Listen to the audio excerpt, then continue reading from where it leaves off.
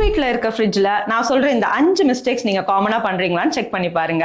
இதில் நான் சொல்ல போகிற 5th பாயிண்ட் ரொம்ப இம்பார்ட்டன்ட். ஸோ இந்த வீடியோவை மறக்காம ஸ்கிப் பண்ணாமல் பாருங்க. நம்பர் 1, குக்குடு ஃபுட்டை சுட எடுத்துகிட்டு போய் ஃப்ரிட்ஜில் ஸ்டோர் பண்ணி வைக்காதீங்க. ஏன்னா நீங்கள் ஸ்டோர் பண்ணுற ஃபுட்லேருந்து வரக்கூடிய ஆவி அந்த ட்ராப்லெட்ல இருந்து பாக்டீரியாவாக கன்வெர்ட் ஆகுது. ஸோ அது ஈஸியாக வந்து ஃபுட்டை ஸ்பாயில் பண்ணிடும். அதை நீங்கள் சாப்பிடும் போது ஸ்டொமக் அப்செட் ஆகிறதுக்கு நிறைய சான்சஸ் இருக்கு. நம்பர் 2, குக்குடு ஃபுட் பக்கத்தில் கண்டிப்பாக ரா மீட்டை ஸ்டோர் பண்ணாதீங்க. ஏன்னா ரா மீட்ல இருக்க ட்ராப்லெட்ஸ்ல இருந்து நிறைய ஈகோலை, சால்மோனெல்லா அந்த மாதிரியான பாக்டீரியாஸ் டெவலப் ஆக ஆரம்பிக்கும். அது நீங்க ஏற்கனவே ஸ்டோர் பண்ணிருக்க குக்டு ஃபுட்டையும் கண்டாமினேட் பண்ண நிறைய சான்சஸ் இருக்கு. நம்பர் 3, ஃப்ரிட்ஜ்ல ஒரே பிளேஸ்ல ஃப்ரூட்ஸ், வெஜிடபிள்ஸ், ஃபுட் எல்லாத்தையும் ஸ்டோர் பண்ணாதீங்க. ஏன்னா ஏர் சர்க்குலேஷன் பிளாக் ஆயிட்டு ரொம்ப அன்ஈவனான ஸ்டோரேஜ் டெம்பரேச்சர் சில்னஸ் கொடுக்க ஆரம்பிக்கும்.